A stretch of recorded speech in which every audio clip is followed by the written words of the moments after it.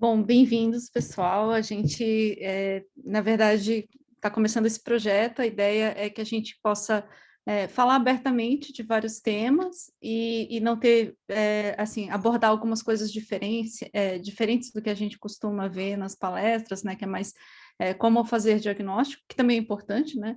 Mas aí a gente também queria entender um pouquinho mais da questão de tratamento, que não é muito, a gente acaba deixando na mão dos outros, né, dos colegas de outras especialidades. Então a gente estava nessa discussão e a gente falou, eu sinto falta disso, eu também, e aí a gente, né, topou, daí o Magno vai trazer para a gente aí, né, então vou apresentar, né, o Dr. Carlos Leprovost, que é um médico geneticista, né, que é membro da Sociedade Brasileira de Genética e Genômica, fez a pós-graduação, a residência em genética médica, né, na Universidade de Ribeirão, né, na USP Ribeirão, e pós-graduação em endócrino também. E ele vai estar falando para a gente hoje sobre miopatias e questão de tratamentos e tudo mais. Bora lá. Ok, muito obrigado. E, pessoal, primeiro, obrigado pelo comparecimento aqui hoje. Eu acho que essa iniciativa nossa de começar a trazer um pouquinho a nossa sociedade e a gente à frente da genética é importantíssimo, né? Então, obrigado por isso, por esse momento aqui hoje, todo mundo está presente. Eu sempre defendo lá no grupo, né, que a nossa, basicamente, a ação tem que ser visar ao paciente e à família. Então, nós somos realmente para a gente é importante diagnóstico. A gente vai atrás do gene, a gente vai atrás, quando acha o gene, acha que talvez não é o gene, tem que ir atrás em outras regiões. A gente fica nessa coisa de investigação porque nos é ensinado assim, e isso é o básico, né, da nossa especialidade em ser investigativo. Mas muitas vezes o paciente ele quer o quê? Algo que melhore a qualidade de vida dele. Ele quer um tratamento, não uma cura específica. A gente está muito associando tratamento para tratamentos específicos. É do geneticista doença de Fabry, é do geneticista amiloidose, é do geneticista os erros inatos. Sim, são, mas qualquer doença que passe pelo geneticista, cabe a ele melhorar os sintomas do paciente. Então, se chega um paciente lá com uma miopatia, que é o tema de hoje, ele tem uma dor crônica, cabe ao geneticista receitar um medicamento para dor crônica, se for indicado, uma gabapentina, pregabalina, saber mecanismo de ação, saber contraindicação, saber quando iniciar, que dose iniciar, como iniciar. Então, esses são os pontos que a gente vai trazer nesse conjunto de reuniões aqui. A gente começou com miopatias, porque é um tema que eu tinha preparado já, mas tem vários temas, que, inclusive eu não sei. O próximo, por exemplo, é oncologia, mais voltado a tratamento somático, enfim, que é com o Henrique, que eu acho excelente. E o segundo intuito é da gente poder ter um campo aberto aqui, né, de se sentir à vontade, como a minha falou, em ter dúvidas, falar, não tem pergunta boba aqui. Ninguém aqui vai apontar o dedo, ninguém aqui vai ser mal educado, ninguém aqui vai falar para o outro você está fazendo errado, que a gente vai trocar experiência. A nossa especialidade, muito dos estudos, eles não são controlados duplos cegos, então muito do que eu vou falar aqui hoje são basicamente experiências de grupos, de pequenas coortes. Funciona ou não funciona? Eu vou basicamente ter que mostrar o que o estudo mostrou, mas são todos estudos pequenos. Mas é o que a gente pode muitas vezes fazer. Tá? Eu não quero aqui que ninguém passe cloroquina para todo mundo, né? Então só quero mostrar evidência, basicamente, mas a gente tem que lembrar que a nossa evidência nem sempre a gente consegue aquela mais importante, grande, desejada, porque o nosso subgrupo de pacientes é muito pequeno. Dito isso, uma introdução muito grande já, eu vou compartilhar minha tela aqui.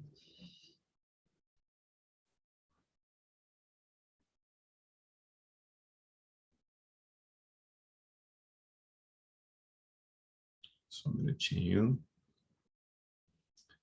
Vocês estão vendo minha tela, pessoal?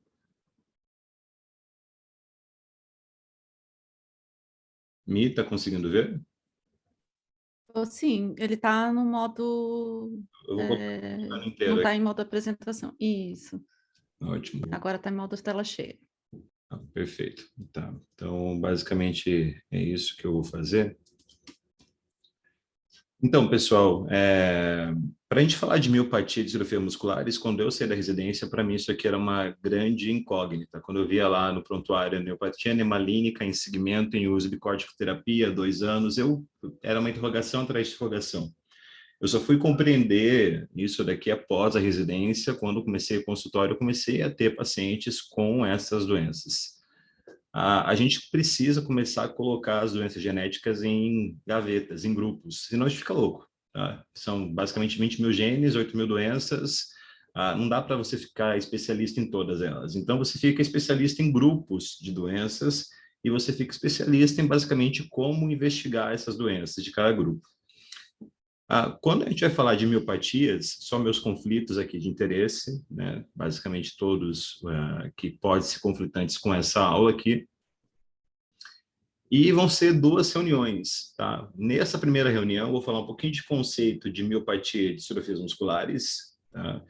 Eu quero falar de histologia. É chato, enfim, não, a gente tem que saber uma histologia, porque muitas vezes vai vir para a gente lá um corte histológico, ou com o laudo, ou com a foto, né? Então, assim como a gente recebe ressonância, a gente tem que aprender a ler ressonância, a gente tem que aprender a ler também histologia.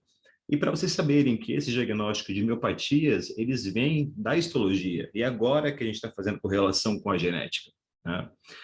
Então, vai ser o terceiro tema, correlação da histologia com a genética.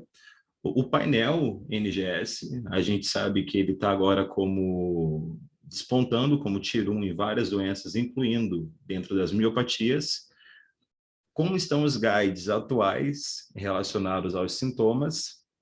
Aonde que estão esses pacientes? Então, cada um de vocês, quando forem dar aulas, sejam em associações, sejam em faculdades, sejam dentro de qualquer instituição, vocês têm que saber onde estão essas pessoas. Elas não estão no nosso consultório.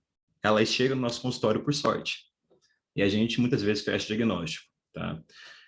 Vou passar um primeiro caso clínico, que é um caso clínico esse publicado, só para a gente começar a discutir tratamento. E o segundo, terceiro e quarto caso clínico são casos clínicos meus de consultório mesmo, que eu estou tratando, para vocês verem na prática como que funciona. Na teoria é uma coisa, na prática é outra. Então, a primeira reunião ela é um pouquinho mais teórica, a segunda reunião ela traz aspectos éticos, mas eu vou falar já eventualmente de tratamentos, tá bom? Então, aspectos gerais de miopatias, tá? São mais de 200 doenças musculares genéticas. E daí a gente pensa, poxa, é raro. Não, se a gente pegar a prevalência somada delas, é 1 para 1000. A mais comum, a gente sempre achou que era Duchenne, realmente Duchenne é muito comum, mas a face escapulohumeral está se despontando como talvez a mais comum, né?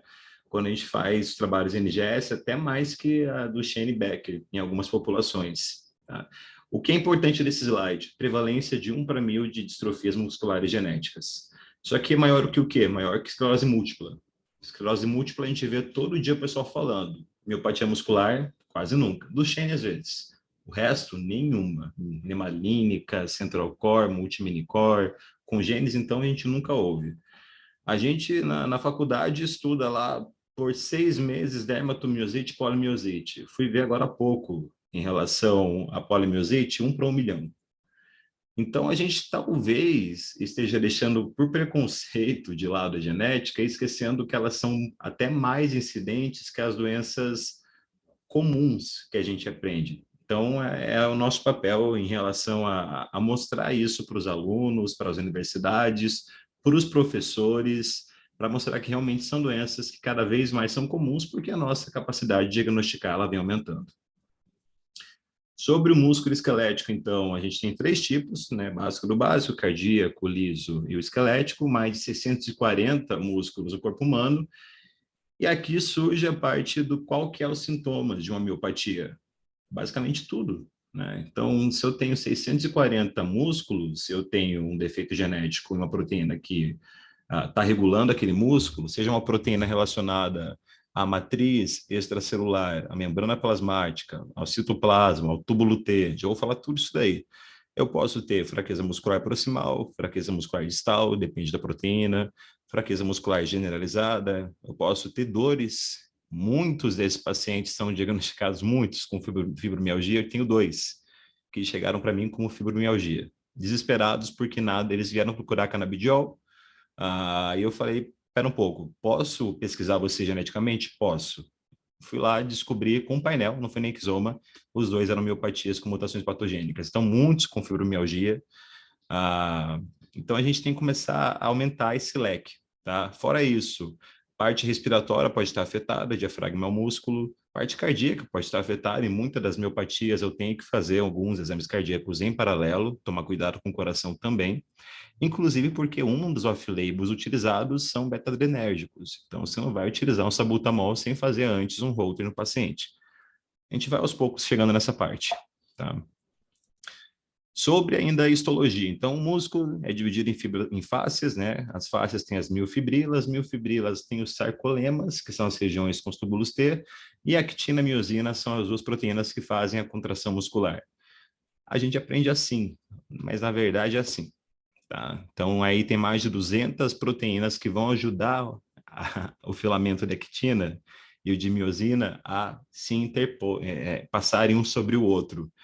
Mas pensa, a célula muscular ela é muito específica. Ela é a única célula do corpo que tem que sofrer uma força mecânica extremamente grande para ela fazer a sua contração e extremamente grande para a sua extensão e ela não pode se romper. Então, para que isso aconteça, tem que ter um aparato proteico muito bem articulado. E aqui surgem todos aqueles grupos de proteínas que vão ajudar a manter a estrutura. E quando a gente olha isso no livro, isso assusta. É que nem leucoencefalopatia. Quando a gente vai estudar a leucodistrofia no livro, a gente esquece. Nunca vou estudar isso. Mas quando a gente começa a perceber para que serve cada proteína e começa a pegar pacientes, estudar, fica um pouquinho mais fácil. Então, nós temos proteínas que são grudadas diretamente com filamentos de actina, miosina e com a membrana plasmática e com a matriz extracelular. Por exemplo, aqui está o DMD, distrofina, que causa Duchenne. Aqui tem o sarcoplasma. Sarcoplasma é um nome bonito para a membrana plasmática da célula muscular. E tem alguns grupos, as distroglicanas, as sarcoglicanas, que podem todas causar distrofia de cinturas, tá? E aqui na matriz extracelular também, a gente tem colágeno 6, alfa-laminina, tudo isso daí pode causar eventualmente alterações musculoesqueléticas. Mas não apenas nessa região. Nós temos uma região muito específica da célula muscular que basicamente a própria membrana plasmática dos miócitos, né, ela se autoinvagina, formando essa estrutura aqui chamada túbulo T. E por que ela faz isso? Porque assim ela aumenta a superfície de contato, tá? Né? A gente tem uma célula que tem mais aqui matriz extracelular e facilita essa distância entre o retículo endoplasmático e a matriz extracelular. Por quê? Porque aqui, para ter contração muscular, como toda contração muscular, eu tenho que ter uma troca de canais iônicos, tem que sair cálcio do retículo endoplasmático, tem que entrar sódio. É basicamente muito parecido com a contração cardíaca, só muda os potenciais. E o túbulo T, ele facilita isso. E aqui a gente tem várias também proteínas, BNI1, caveolina 3, HIR1, né? Proteína HIR1 é uma proteína gigantesca que quase todo painel que você pedir vai vir um avulso, né? Porque de tão grande que é. Mas são proteínas mais associadas aqui a miopatias. Tá? Um fenótipo dessas proteínas, quando está alterado, é um fenótipo mais de miopatias, e a biópsia também. E o fenótipo e a biópsia dessas proteínas aqui é mais de uma distrofia muscular, não é regra, tá? Isso daí é só para dar começar a guiar vocês sobre a diferença entre as duas. Novamente aqui, só para vocês entenderem, então a gente tem o retículo sarcoplasmático, tem que ter o efluxo de cálcio, tá? Tem que ter um influxo inicial para ter o efluxo de grande quantidade de cálcio, para ter contração de uma célula, e essa contração muscular de uma célula passar para outra através do mecanismo de voltagem, e assim todo aquele músculo conseguir contrair de uma forma equilibrada. Hoje, pessoal, a gente está indo mais basicamente para uma classificação diferente. Então, a gente tem as distrofias musculares, né? Então, aqui tem uma biópsia de distrofias musculares, que são esse conjunto de doenças que levam à necrose muscular, regeneração muscular, alteração de fibra, alteração de matriz extracelular. Veja que uma biópsia muscular bem desordenada, né? A gente vê aqui que tá nada organizado. Esse que é o grande conjunto de distrofias musculares. É mais comum do Duchenne. Tá? Não é a única doença que causa essa biópsia e não são só doenças genéticas que causam essa biópsia. Adquiridas também podem causar. Tá? E tem as miopatias. Miopatias, pessoal, a gente vê que tem uma certa organização, mas que não está perfeito. Vê que as fibras musculares aqui estão muito diferente, está muito desproporcional o tamanho delas. Tem umas muito pequenas, umas muito grandes, umas com o núcleo no centro. Então, histologicamente, né, a gente tem essa divisão, que é uma divisão clássica, por isso que surgiu os termos e os nomes que a gente usa até hoje para classificar os pacientes. Mas eu gosto muito de utilizar, quando chega um resultado, eu falo para o paciente, olha, você tem uma doença muscular genética, ponto. E depois eu falo um pouquinho sobre o prognóstico, um pouquinho sobre o tratamento, um pouquinho sobre a patologia, um pouquinho sobre o resultado da biópsia, mas eu gosto de utilizar esse termo porque ele basicamente engloba tudo. Ele engloba que tem a parte genética envolvida, que tem uma parte de doença, então é uma alteração patológica, e a parte muscular. Com isso, consigo tirar da cabeça que seja autoimune, que seja fibromialgia, que seja polimiosite, o que chega também de polimiosite no consultório, que depois a gente vê que não é brincadeira, é bastante. Então, aqui é uma histologia. Guardem essa imagem, isso aqui é normal, tá? Então, isso aqui é o que a gente espera encontrar e é o que a gente espera que todo mundo aqui na sala tenha, tá? Então, aqui é uma coloração, uma toxina eosina, núcleos estão bem aqui na periferia da célula, um pouquinho de matriz extracelular circundando aqui as células. Aqui é uma outra coloração chamada Gomori, fica mais azulada, é muito boa para nemalínica, para a gente diagnosticar. Aqui tem mais duas colorações, essas aqui elas vão verificar principalmente a atividade oxidativa da célula. Então, a primeira chamada é de NADH, e a gente consegue diferenciar entre a célula tipo 1 e tipo 2, não vou entrar em detalhe, uma é mais contração rápida, outra mais contração lenta, uma tem mais atividade, libera mais ATP, tem mais mitocôndrias que a outra, mas a gente consegue diferenciar e são importantes para algum tipo de miopatias. E essa aqui é a TPase. A TPase, basicamente, a gente coloca a lâmina num pH de 4,3, o pH bem ácido, e vai ativar a TPase, e com isso a fibra tipo 1 vai ficar mais clara, é diferente, é bem contrário da NADH. E a fibra tipo 2 vai ficar mais escura, porque a fibra tipo 1 vai ativar a TPase e vai deixar um pouquinho mais clarinha essa fibra. A gente consegue utilizar esse tipo de histologia para diferenciar principalmente os dois tipos de fibras, tá? Já vamos ver lá para frente o porquê. E agora eu quero falar um pouquinho dos padrões patológicos. O padrão patológico clássico para distrofia muscular Duchenne, tá? Veja que está totalmente irregular. É aquela mesma foto, um pouquinho maior. Então, aqui eu tenho vacúolos, aqui eu tenho gordura entre as células, tá? Aqui, basicamente, eu tenho células musculares de vários tamanhos. O endomísio está totalmente invadindo alguns locais, eu tenho apoptose, eu tenho inflamação. Então, veja que não tem nenhum tipo de organização, tá? Está totalmente desorganizado. A gente consegue ver que a cada contração muscular, basicamente, o paciente vai perdendo músculo, tá? Por isso que em Duchenne, quando você dosa CPK, eventualmente se encontra 15 mil no CPK, né? Porque o paciente está lá fazendo seu movimento e a cada movimento que ele faz, a célula não consegue, ela quebra aquela membrana plasmática. E as distrofias musculares, muitas delas, elas vêm com outros sintomas. Por exemplo, o Duchenne pode vir com cardiomiopatia dilatada, especialmente após os 15 anos de idade. Eu posso ter uma deficiência intelectual associada, tanto é que a mediana de inteligência para esses pacientes no QI, né, é velho usar o QI, eu sei, mas está em 88. Pode ter alterações relacionadas aos cones, então os cones também têm DND, por isso que pode ter cegueira noturna, dificuldade de ver à noite. Eu posso ter alterações intestinais, são mais raras, mas a gente vê que é uma doença sistêmica, tá? Eu também queria falar algo, aqui eu tenho um videozinho.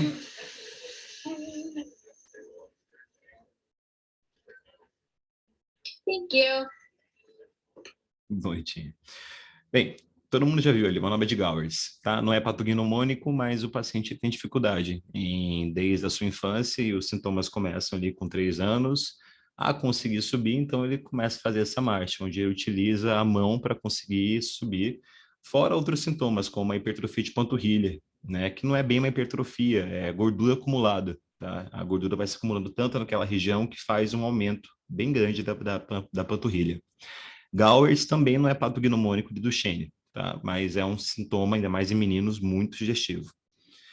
Aqui tem outros padrões que eu queria comentar, aqui de biópsia também. Então, aqui é um padrão chamado centronuclear. Então, quando vocês verem paciente com miopatia centronuclear ou miotubular, mais bonito ainda. Por que tem esse nome? Porque fez a biópsia e encontrou isso, tá? A gente vê aqui na biópsia tem centro nuclear, tem núcleos centrais encontrados, tá? Então, é uma biópsia irregular. A gente vê outros achados aqui, então vê que as fibras estão bem desproporcionadas, o tamanho entre elas. Uma outra coloração, tá? Aqui com o centro bem no núcleo da célula. Lembrar que o centro, o núcleo da célula do miócito, ele é periférico, tá? Ele não é central. Então, quando está centro nuclear, isso aqui é um sinal patológico que dá o nome à doença, inclusive.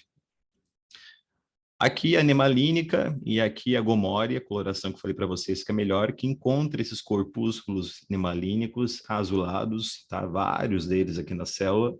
Então, apesar do tamanho aqui, principalmente, estar próximo uma das outras, não tem uma diferença de tamanho muito grande entre as fibras, o tecido, o endomísio está bonitinho, a gente vê esse monte de inclusão de corpúsculos.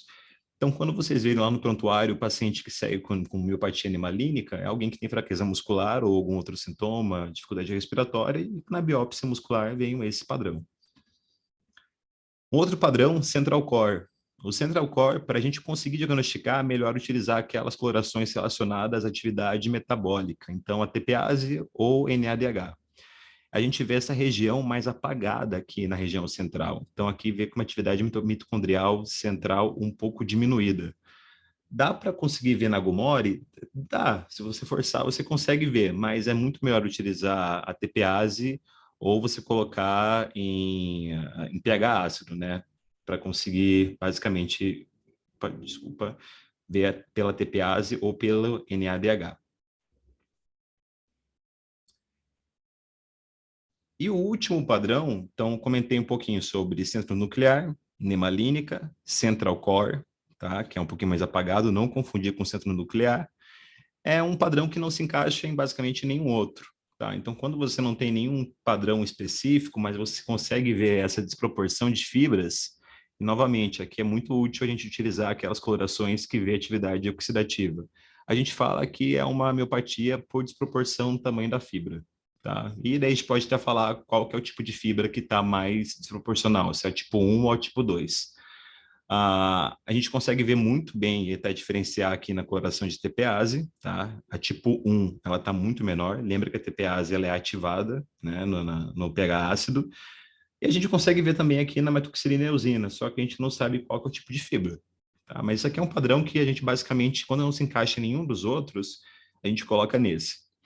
E dos padrões histológicos, porque eu falei aqui a aula de genética, né? Porque eu estou insistindo em histologia, porque ainda assim é os diagnósticos, né? Ainda assim, se a gente fala miopatia por HIR1, ninguém vai entender. Agora, se a gente fala miopatia central core, o pessoal já vai começar a ter um pouco mais de ideia. Está mudando, genética muda aos poucos, tá? Os nomes. E com isso, a gente consegue fazer uma correlação fenótipo, não é nem tanto fenótipo, é biópsia aqui, né? Histológico com o genótipo. Aqui é um quadro bem reduzido, nós temos mais de 200 genes relacionados, tá? Eu trouxe só os mais comuns. Então, por exemplo, se eu falo de uma centro nuclear, que é aquela que tem o núcleo bem no centro aqui, eu penso em que? MTM1, dinamina 2, HIR1. HIR1 todas, tá? Esse aqui, qualquer um, se você chutar HIR1, você vai acertar. SPEG, BINI. Se eu penso em nemalínica, NEB, com certeza. Mas ACTA1, também posso pensar. TPM2, tá? Então, isso aqui você vai pedindo com o tempo, vendo pacientes e estudando cada vez mais essas doenças. A miopatia central core, tá? Então, quando tem aqui o core mais apagadinho, a gente pensa novamente em HIR1, MYH7, e aqui MYH7 causa o quê? Cardiomiopatia hipertrófica também. Então, pesquisar a parte cardíaca também.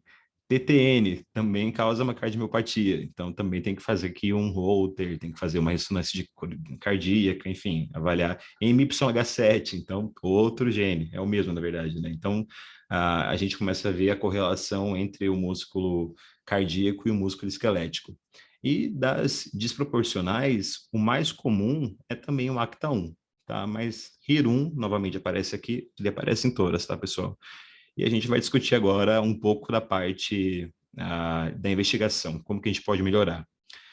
Dito isso, se tiver alguma pergunta, pode mandar no Q&A, pode mandar no bate-papo. Eu vou tentar não falar muito, que eu quero falar mais 10 minutinhos só, para que a gente possa começar a conversar mesmo, né? Que é o grande objetivo dessa discussão. Esses aqui são os sintomas de miopatias. E não tem um sintoma específico. Esses pacientes estão na ortopedia, esses pacientes estão na reumatologia, esses pacientes estão na clínica médica, neurologia, pediatria, todos os lugares, eles não estão com a gente. Então, eu acho que o nosso principal dever aqui é educação médica continuada para os nossos colegas, né? Então, em vez de tentar afastá-los, tentar trazer eles para a gente, porque se eles pensarem, poxa, meu paciente com fibromialgia, na verdade, pode ser uma miopatia. E se for uma miopatia, pode ter um tratamento específico para ele. Então, talvez o geneticista consiga, eventualmente, ter um pouco mais de mão em relação a isso. Mas para isso também a gente precisa começar a entender como que trata esses pacientes. Tanto o que está no on-label, quanto o que está sendo feito lá fora no off-label, porque a gente não tem um número suficiente de pacientes para fazer um estudo grande, né, um ensaio grande. As farmacêuticas agora que estão tentando implementar basicamente terapias gênicas para algumas dessas doenças têm que fazer um ensaio clínico, porque é terapia gênica, e elas estão tendo dificuldades em conseguir pacientes, né?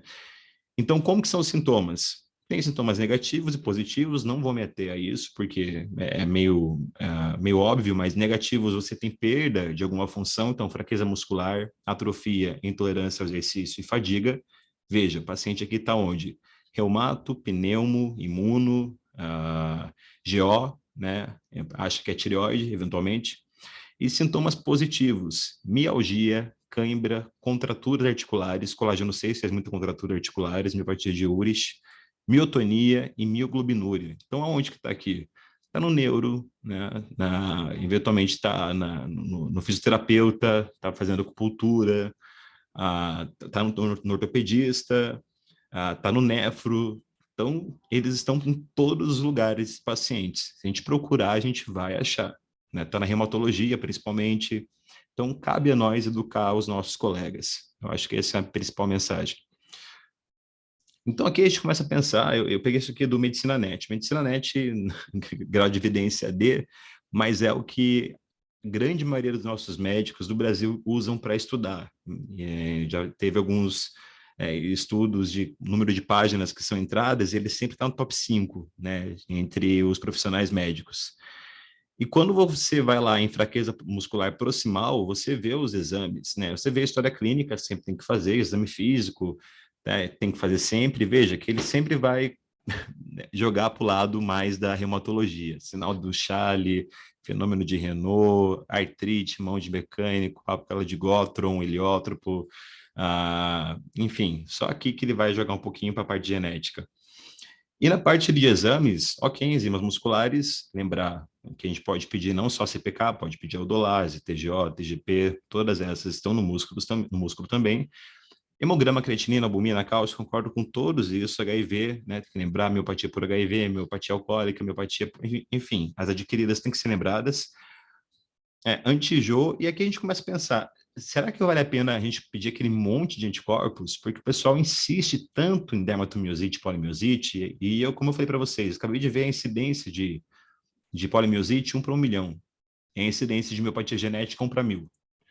Então, não sei. E aqui a eletroneuromiografia é muito útil, tá? Potenciais polifásicos, sugestivos de miopatia. A eletroneuromiografia, sempre que tem um paciente com dor muscular, com fraqueza muscular, com algum sintoma muscular, vocês peçam. Peçam porque ela pode eventualmente dar um sinal que vocês não achavam.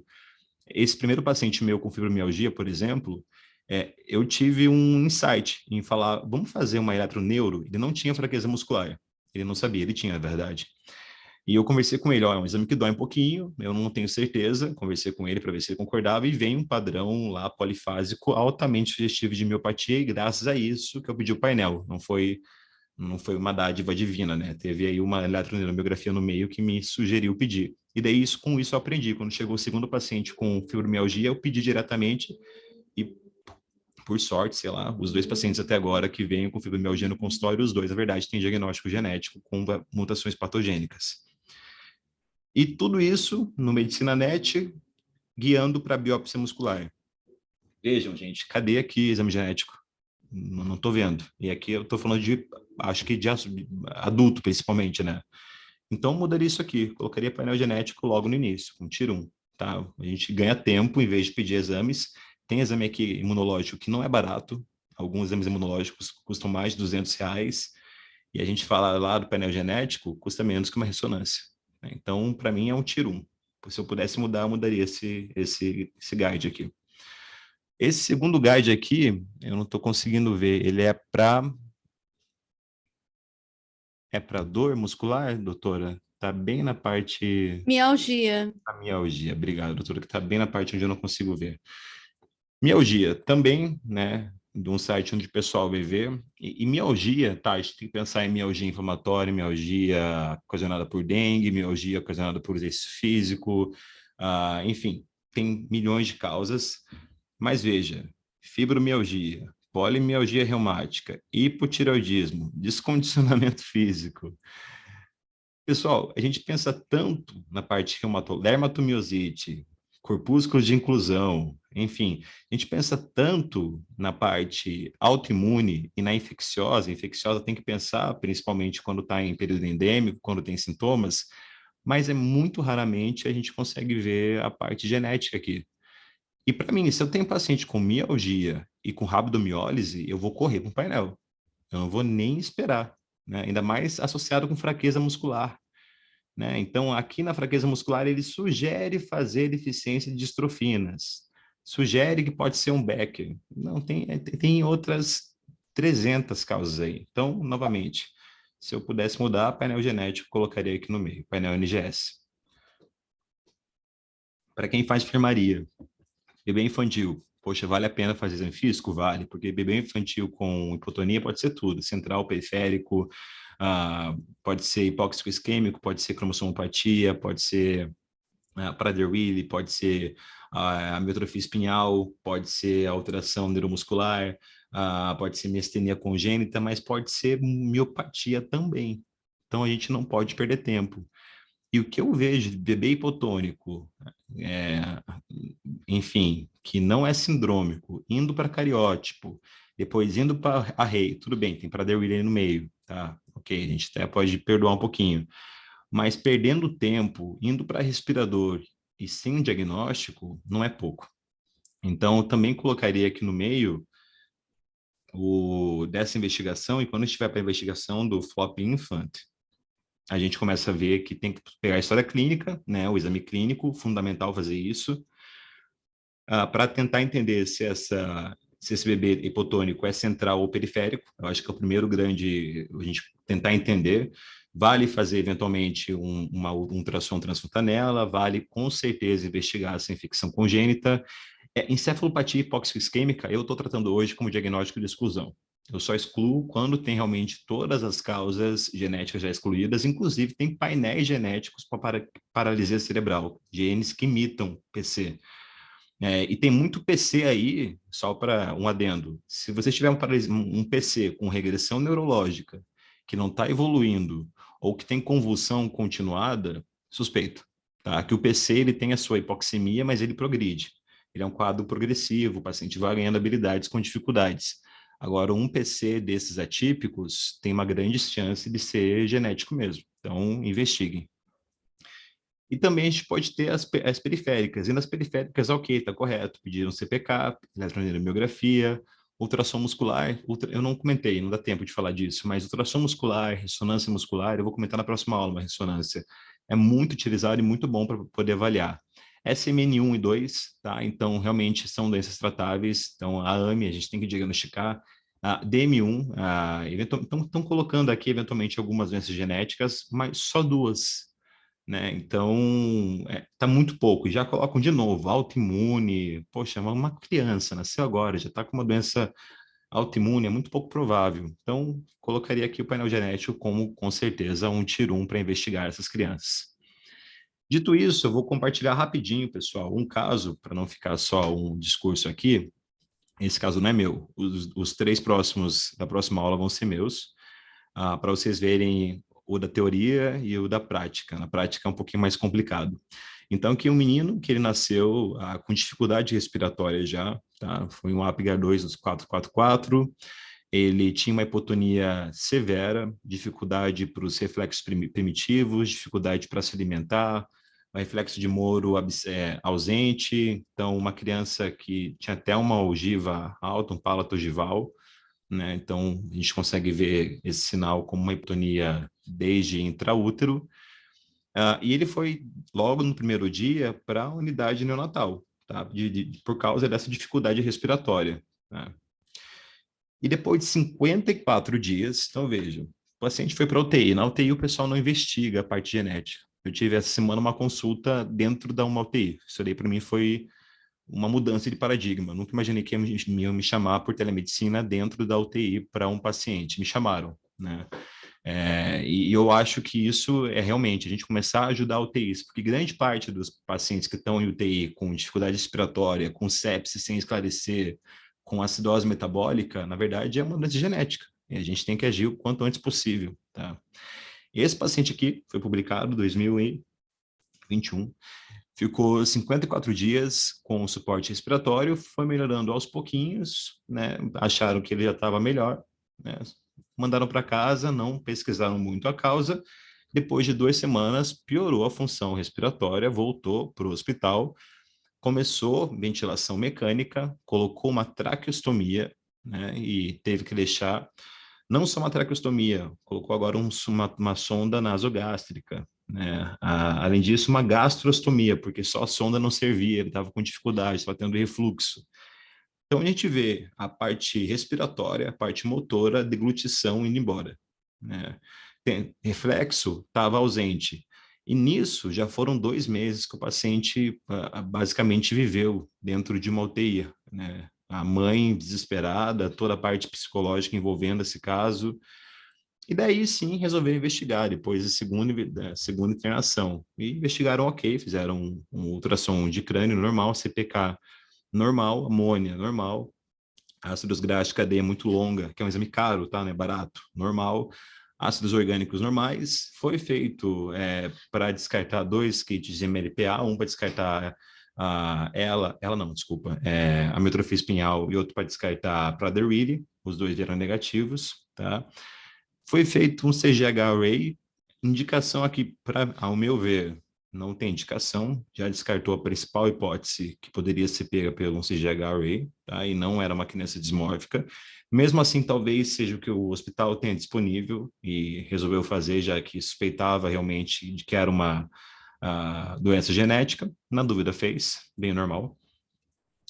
Só depois foi feita uma análise por NGS. E a análise por NGS encontrou uma variação em hemizigose, porque é um gene ligado ao X no MTM1. Então, é uma variante missense, uma troca na posição 66. Naquela época, foi classificada como uma VUS, tá aqui o paciente, a mãe também é portadora. Eles fizeram exames adicionais, então eles identificaram que a mãe era portadora, tá? E eles conseguiram, através de uma análise computadoracional em sílico, mudar essa classificação de VUS para provavelmente patogênica. Tem tudo isso daí explicado no artigo, como que eles mudaram a classificação. Mas é muito comum vocês encontrarem VUS, tá? E só um outro adendo, geralmente as VUS, elas são reclassificadas para benignas, tá? Só em torno de 5% que são reclassificadas para provavelmente patogênicas, mas esse caso foi, tá? E nisso a gente entra, para terminar, num tipo de miopatia que eu comentei já, que é centronuclear, que é aquele que tem o núcleo bem no meio da célula. Qual que é o principal gene? Bem, o início dessa doença pode ser desde a infância até adulto, e geralmente envolve aqueles proteínas do túbulo T. Lembra que eu comentei que as miopatias sempre não, mas geralmente envolve a proteína do túbulo T, enquanto as distrofias musculares envolvem mais as proteínas relacionadas à membrana plasmática? Então, é basicamente não é sempre isso, depende da mutação, depende se está em heterozigose ou homozigose, mas é um memorando para a gente ter. E quais são os 2 principais genes? Ligado ao X, MTM1, então vai dar em meninos, tá? Mas a mãe não vou considerar como portadora, que a gente começa a ver, e isso é também algo que eu quero tirar. Eu ouvi muito isso. Doença ligada ao X, mãe portadora, né? E a gente começa a ver que, na verdade, as mães, elas têm algum comprometimento, não tão grave, mas elas têm alguma alteração, uma fraqueza muscular leve, uma diminuição de força grau 4, uma alteração cardíaca, uma alteração respiratória, enfim, né? Não só para miopatias, como para outras doenças ligadas ao X. E as dominantes pela dinamina 2, tá? Tem formas recessivas? Tem. E elas são graves, tá? HIR1, se eu tiver mutações nos dois alelos patogênicas, eu vou ter um quadro que lembra MTM1. MTM1 é grave por quê? Porque é ligado ao X e está em hemizigose, né? E o menino não tem outro X para conseguir compensar. BIN1, tá? Recessiva. TTN também pode levar a massa intranuclear e o SPEG também. E aqui, novamente, uma biópsia mostrando o núcleo bem centralizado nesse paciente. Esse paciente ele não fez a biópsia, né? Eu acho que, se eu não me engano, ele chegou a óbito, né? No artigo, ele não foi, infelizmente. A gente também consegue ver aqui a centronuclear, aqui é uma NADH, mas não é a melhor coloração, tá?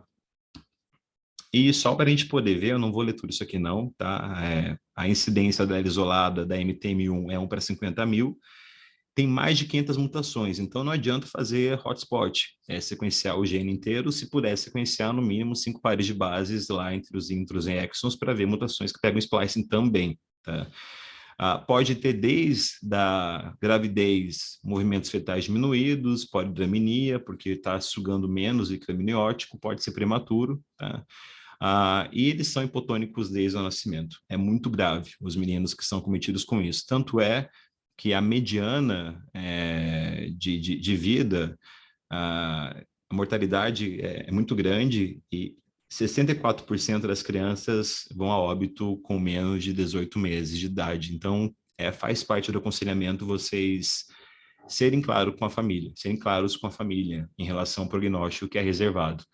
E quando eles ficam, os que sobrevivem, né, ficam dependentes de respiradores, ficam dependentes de gastrostomia ou sonda nasogástrica ou nasointeral. Tem que eventualmente fazer todo o movimento para não criar escara, porque eles ficam basicamente muito hipotônicos. Então, é uma miopatia grave da infância quando a mutação é patogênica. E as mães, elas não são basicamente assintomáticas, não, tá? Esse artigo, ele é muito 2019, se não me engano, mostrando que as mães, elas têm um aspecto de miopatia, mas alguns mais centrais, tá? E veja que a mãe 1, basicamente, né, ela está em cadeira de roda. Então, eu não posso falar que aqui é uma miopatia ligada ao X que não afeta mulheres, né? Então, as mulheres, elas não são carregadoras. Eu até não gosto de colocar em heredograma ligado ao X as mulheres meio pintadas. Eu não gosto. Eu sempre coloco elas sempre pintadas, porque elas vão ter alguma apresentação. Pode não ser tão severa, geralmente não é. A grande maioria está mild, a gente vê aqui, né? Mas elas têm alguma limitação, alterações em ressonância, alterações em biópsia. Então, é um artigo muito feliz para mostrar que a gente tem só a pontinha do iceberg para conhecer. Um pouquinho de tratamento. Eu falei que ia falar de tratamento. Tudo que eu falar aqui, pessoal, off-label, tá? Então, já quero deixar isso bem claro para vocês. Mas como que eu posso tratar uma pessoa que tem uma miopatia centronuclear? Então, basicamente, eu posso começar a utilizar uma piridostigmina? Posso. Qual que é, basicamente, o racional clínico aqui, tá? Tem alguma doença de placa motora aqui? Não, não tem. Então, por que eu estou utilizando a piridostigmina? É porque parece que você melhorando a placa motora nesses pacientes que têm mutações em proteínas relacionadas ao túbulo T, parece que você melhora um pouquinho a contração muscular. Então, ela pode ser utilizada. Esse é o racional. Tem algumas cortes italianas, francesas estudando pacientes assim, posso mandar depois os artigos, mas se vocês decidirem, é por conta e risco. E sempre que eu inicio algum off-label com o paciente, eu deixo muito claro isso com o paciente, faço o paciente assinar, inclusive, um termo de consentimento, né? Porque, basicamente, eu não posso usar o paciente como cobaia. Então, eu falo, olha, tem alguns pacientes que já fazem o uso de medicações em outros lugares, Alguns melhoram, outros não. Tem todo o racional por trás, a gente não sabe como que você vai responder. Já tentaram terapia gênica para MTM1, né, usando adenovírus. Está ativa, não está mais recrutando, acho que é na Europa, se não me engano. Não, US. O nome do estudo é Aspiral, né? E é a Audentes que está fazendo. A Audentes, ela faz várias terapias gênicas envolvendo miopatias. Teve um update agora, não sei quando que vai sair o resultado, mas isso aqui tem fase 1, 2 ainda. Então vai demorar um pouquinho. Estão pensando em utilizar antinucleotídeo para dinamina 2, tá? Porque parece que as mutações relacionadas à dinamina 2, elas são mutações de ganho de função. Então, usando um oligonucleotídeo, eu consigo melhorar um pouquinho, né, diminuir a expressão do RNA desses pacientes. Então, esse aqui é um estudo que está recrutando, está no Clinical Trial, né, começou em 2019, a última update foi em 2021, em fevereiro, está recrutando ainda. Eu acho que esse é só na Europa, se eu não me engano, algum deles. E está aqui o sponsor, que é o Dynacure. Tudo isso aqui são pequenas biofarmas, biotechs, tá? Que depois são compradas por grandes farmacêuticas. Comentários finais para a gente falar. Eu falei demais já, gente. Queria ter terminado antes. Pensar em miopatia genética sempre, tá? Dor muscular, fraqueza muscular, rabdomiólise, a urina vermelha, independente da idade, do sexo do paciente. O exame genético tem que vir para Tier 1, tá? Painel genético, se possível, para Tier 1. Se você que tiver um dinheiro no hospital para escolher entre fazer no paciente uma ressonância do músculo ou um painel, e tiver frente a frente com o diretor, fala, eu quero o painel. Eletromiografia, não sei, eu ficaria muito entre os dois. Mas os pacientes e famílias, eles demoram muito para ter esse diagnóstico e manejo das doenças hereditárias, tá? Só para lembrar, setembro, eu acho que todo mundo aqui tem que fazer muito comemoração nas redes sociais, na mídia social, porque é o mês que a gente faz o awareness em relação a distrofias musculares e também ao dia de Duchenne, que é 7 de setembro, né? 7 de setembro. Então, setembro é um mês que é muito importante para eles e para a gente como geneticista também. Então, agradeço aqui pacientes familiares. Eu vou compartilhar na próxima aula casos reais, com tratamentos reais, para que vocês tenham mais ideia, mas eu queria que vocês tivessem uma visão geral hoje, para a gente iniciar essa primeira jornada aqui. Obrigado, pessoal. Obrigada, Carlos. Foi realmente bem legal, assim, eu gostei bastante até embora pareça um beabá, né, dessa parte do muscular histológica, assim, eu particularmente para mim foi bastante útil. A primeira pergunta, a gente tem 3 perguntas por enquanto, que são muito interessantes. A primeira é a partir de qual idade que você considera indicar a eletroneuromiografia? O pessoal consegue falar também aqui ou só eu consigo falar com você? Eu não sei como que eu coloquei aqui no... Eu não sei. Acho que eles não conseguem, eu tenho que ver isso no próximo Deixa webinar. eu ver. Eu acho que não, é porque não consegue ativar o microfone. Mas no próximo a gente faz isso. Mas pode falar. Eu posso permitir o Você pessoal. faz eletroneuromiografia em bebê? Eu não faço em bebê. Eu falo com os pais, basicamente. Se eu tenho uma criança que está num respirador mecânico, que eu vejo que tem necessidade, raramente eu pego bebês, tá? Geralmente eu estou mais em pacientes com adultos. Mas se eu ver uma criança que basicamente eu veja que a miopatia é um dos principais, antes de indicar a eletroneuro, porque é invasivo e você tem que levar todo o maquinário para uma UTI, né? Eu indicaria com certeza o painel. Não pensaria 2 vezes, tá? Se for para escolher e falar para a família, colocaria um painel e explicaria o porquê. Primeiro, é difícil fazer uma eletroneurografia dentro de uma UTI, tá? Segundo, é caro também, não é um exame barato. Terceiro, é doloroso, né? A gente, ainda mais no bebê. Quarto, a gente perde um pouquinho da compreensão da eletroneurografia quando faz em crianças menores de 2 anos, né? É observador dependente, paciente dependente também. E Exato. por último, a gente tem um exame que tem o mesmo custo e que te dá muito mais informações. Então, eu acho que eu faria, sim, diretamente um painel, fora os outros exames, uma CPK, uma avaliação, enfim, tudo isso que a gente comentou ali de laboratório. Pessoal, quem quiser falar, eu consigo abrir o microfone aqui, tá? Eu acho que Ah, você está conseguindo? eu Então, tô... ó, tem uma pergunta, eu posso ir fazendo as perguntas que a gente já tem, mas se alguém quiser, pode levantar a mão, eu acho. Tem como levantar a mão. Boa noite, eu sou geneticista, mas atendo como clínico geral. Em que momento você acha que que devemos desconfiar de uma dor muscular generalizada dentro do consultório, principalmente como diagnóstico diferencial de fibromialgia? Pedir um CK sempre e se vier normal? secar sempre. Eu acho que o que eu estou aprendendo é que nem tudo que está em livro é o que o paciente vê. O paciente não lê livro, né? Então a gente não vai ter aquele fenótipo clássico para tudo. E eu comentei muito dos dois casos de fibromialgia porque me marcaram. Os dois que me mandaram, os dois é uma miopatia. Né? Tá 100% por enquanto. É claro que se me mandarem mais 10, talvez não seja todos. Mas todos os pacientes que eu vejo agora com fibromialgia, o pessoal da reumatologia vira de cima a baixo. De verdade. Faz anticorpo, faz FAM, faz mil tipos de FANs, faz anti-Jo, anti-Ra, anti-Li1, tem anti que eu nem conheço, nem sabia que existia. Então, por que a gente não pode também investigar um pouquinho, né? Porque eles colocam a fibromialgia como diagnóstico de exclusão porque eles não conhecem as miopatias congênitas. Então, quer dizer que eles não excluíram todas as causas ainda. Então, cabe a nós excluir as 200 possíveis. Como eu falei para vocês, 1 para 1.000 não é pouco. 1 para 1.000 é mais que esclerose múltipla, tá? E é 10 vezes mais do que polimiosite. Então, eu começaria investigando com certeza uma dor muscular crônica com diagnóstico de fibromialgia com CPK, com aldolase, TGO, TGP, dependendo do músculo. Se for localizada, pediria um ultrassom. Se for difusa, não pediria, mas se for localizada, pediria para avaliar aquele músculo em específico. E, eventualmente, falaria com o paciente, olha, se você quiser investigar, e perguntaria se teve história familiar, se mais alguém na família. E na próxima semana eu vou compartilhar um caso onde chegou a paciente que é um diagnóstico, eu não quero estragar a proteína, tá? Mas é um RIR1, e o pai está investigando na reumatologia uma artrite.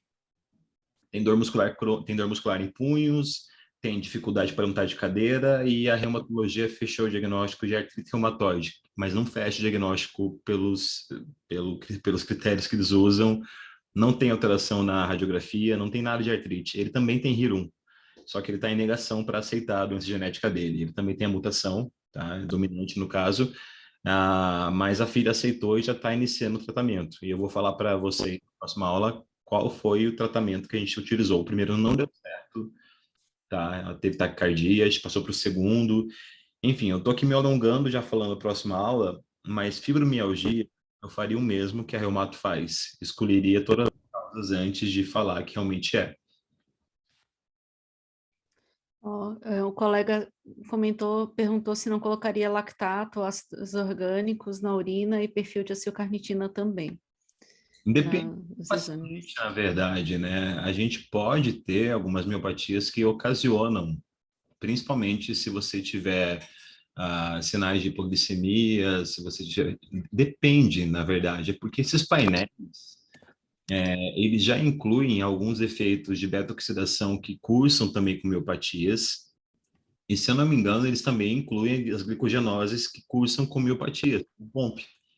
E a POMP é uma doença autossomal, mas também é uma glicogenose e também uma miopatia. Então, os painéis, eles são muito específicos em relação a isso, e eu não sou contra a bioquímica, pelo contrário, eu acho bioquímica fundamental, principalmente falando em newborn screening, mas a grande parte das miopatias e doenças musculares que causam dores e que são erros inatos, os genes estão nos painéis, né? Então, é só você pensar em algum que não esteja, compartilha comigo, mas todas que eu tive esse insight, será que tem esse defeito? Não vou lembrar agora. Ah, eu acho que a deficiência carnitina cerebral não causa miopatia, deixa eu pensar em alguma. Se alguém lembrar em alguma aí, me fala. Mas todas que causam estão nos painéis. O que não está, eventualmente, é a DNA mitocondrial, né? Então, mas DNA mitocondrial teria um quadro um pouquinho mais acentuado, né? De miopatia e outros sintomas. E daí o lactato, sim, pode fazer parte do teu arsenal bioquímico. Certo. Aqui tem uma outra pergunta, que é, sou residente em Brasília, e aqui no ambulatório de neuro, eles reforçam muito a questão de solicitar eletroneuromiografia só se a suspeita for fraqueza de origem periférica. Você disse que pediu para o paciente que não relatava fraqueza. Quando você costuma pedir? Eu tenho paciente com, olha, dois pacientes com POMP, que é fraqueza mais proximal, que eles vieram por causa da neuromiografia. Então, assim, não quero desfazer o que o neuro faz, o neuro sabe muito mais do que eu direto no neuro, inclusive ele que faz, põe a agulhinha lá e coloca. A principal suspeita é para neuropatias, né? Então, quando tem uma neuropatia, eu peço a neuromiografia, mas em miopatias eles ajudam muito, né? Tanto é que vem aquela sugestivo não sei, potencial polifásico, sugestivo de miopatias, e isso sugere um painel. Então, não é indicação primária, mas muitas vezes o paciente vem para a gente investigar miopatias porque tem eletroneuromiografia alterada e de fraqueza muscular proximal. Então, eu tenho dois pacientes com POMP tardio que esse foi o caminho que eles seguiram. Interessante. Outra pergunta, boa noite. No caso das miopatias associadas ao HIR1, houve um resultado de clinical trial com N-acetilcisteína, publicado em 2020, que mostrou ineficácia. Mesmo assim, como foi apenas um estudo, ainda utilizado na prática? É a próxima aula. A gente tem não só a N-acetilcisteína, o que acontece? Qual é o racional? A N-acetilcisteína ela é precursora da glutationa, se eu não me engano, que é um antioxidante. E a gente está vendo que o HIR1 ele causa muita alteração relacionada à oxidação, a reagentes oxidativos. Então, esse seria o racional de utilizar o remédio para tosse em uma miopatia por HIR1. Só que isso daí foi, se não me engano, o trial teve pouquíssimos participantes, alguns melhoraram, outros não. Então, a gente não consegue ter uma resposta. Não consegue mesmo. Tem que fazer um trial grande, duplo cego, separado, mas é difícil conseguir. Porque mesmo em HIR1, você tem vários... HIR1 não é só uma doença. Vocês vão ver na próxima aula. HIR1 é um espectro que vai desde um paciente que pode ter uma hipertermia durante uma anestesia, né, hipertermia maligna, que pode ser mutação no HIR1, Uhum. até um paciente que pode ter uma miopatia central core, até um paciente que pode ter uma miopatia grave parecendo MTM1. Depende do que? Se é em homozigose, em heterozigose, tipo de mutação, depende de muitos fatores. Então, não é só o gene que importa, é o gene, se é em heterozigose, em homozigose, o tipo de mutação, o local da mutação, o efeito da proteína, e a grande maioria das mutações em HIR1 que vocês vão encontrar em painéis, e vocês vão pedir muitos painéis, vão ser variantes incertas, e a grande maioria delas vão virar benignas. Tá? Então, eu vou comentar mais sobre tratamento para HIR1, não só N-acetilcisteína, como também vou comentar um pouquinho sobre salbutamol, eventualmente até posso colocar resveratrol, que estão tentando utilizar, na próxima aula, utilizando um caso clínico de uma paciente minha com HIR1, que é essa que tem o pai que está em negação. A gente está aí chegando no finalzinho aí, vou fazer a última pergunta aí, mas vocês podem guardar as próximas perguntas para na semana que vem, que a gente vai ter os casos clínicos e tudo, vai ser bem interessante também. Boa noite, eu tenho 3 casos associados à Lama-2. Os 2 são bebês e uma adulta. Tem alguma novidade para tratamento? Trago na próxima aula. Eu trago, tem clinical trial saindo, a gente tem várias biotechs estudando ensaios genéticos, a Lama-2, não só isso, várias distrofias de cinturas, distrofias de cinturas 2C, 2D, a 2B tem clinical trials de terapia gênica sendo utilizados, então eu acho que as miopatias, nos próximos 5, 10 anos, vai ter um boom de tratamento que a gente, não só neurologista, a gente tem que pegar. Então, hoje, como que é o tratamento nosso? A gente está falando muito sobre tratamento específico para a doença, mas eu não quero que vocês esqueçam, esses pacientes todos têm todos não, grande maioria deles tem alterações psiquiátricas, depressão, ansiedade, bipolaridade, vocês têm que pesquisar isso e saber tratar isso. Ah, eu vou encaminhar para o psiquiatra. Não, vocês são médicos também. Se você vem um paciente com ideação suicida, com miopatia, você não vai esperar a consulta com o psiquiatra daqui a 2 meses. Você vai fazer alguma coisa, seja lá o que for, tá? O que tiver ao teu alcance. Então, muitos deles têm dor crônica, incapacitante. Então, você tem que entender sobre quais são os medicamentos que utiliza para dor crônica. Então, estudar o básico, gabapentina, pregabalina, estudar o que tem no SUS, que você pode liberar alguns pela LME, né? De estado para estado varia, mas pode fazer LME para pregabalina, para gabapentina, se eu não me engano. E você consegue melhorar a vida daquele paciente. Você tem que falar para aquele paciente, olha, o teu prognóstico é esse. Comece a ajustar a sua casa. Quantos andares tem sua casa? Ah, tem 2, doutor. Comece a ser sincero. Então, comece a ajustar, comece a trazer seu quarto para baixo, comece a mudar a sua casa aos poucos. Tem que ser sincero com o paciente. Não é só passar a mão na cabeça e tratar a dor. Eu vejo que muitas vezes a gente não trata a dor do paciente, é a dor física mesmo. E com isso, a criança não vai na escola, a paciente não vai trabalhar, acaba sendo demitida. E tratar a dor crônica, que eles já tratam pela fibromialgia, também deve ser um conhecimento nosso. E isso é fácil, é só pegar a bula de pregabalina, gabapentina, canabidiol, eventualmente, estudar a dose e você conversar com o paciente, começar com dose baixa, ver efeito colateral, falar que ele pode ficar sonolento. Cabe a gente não tem esse expertise, desculpa passar o tempo já, a gente não tem esse expertise de fazer tratamento porque não nos é ensinado na residência. E isso é uma falha. É bom que é acesso direto, porque a gente já vai para o que a gente quer, né? A gente vai para a genética, que é o que a gente quer estudar. Por outro lado, a gente perde uma parte importante, que é a parte de prescrição de medicações comuns. E eu só ganhei isso por causa da endocrinologia. E aí outras pessoas ganharam isso porque fizeram ou neuro depois, ou erros inatos. Mas a gente tem que tratar também, não dá para um Duchenne ter que ir para o endócrino para a gente prescrever corticoide. É nosso paciente, a gente fez diagnóstico. Né? Então, você que vai passar o corticoide, qual que é a dose do corticoide, qual corticoide que você vai utilizar, você vai estudar, você vai lá ver a situação da família, qual pode comprar. Então, acho que vale muito a pena a gente estudar as medicações assim, modernas, skipping, né?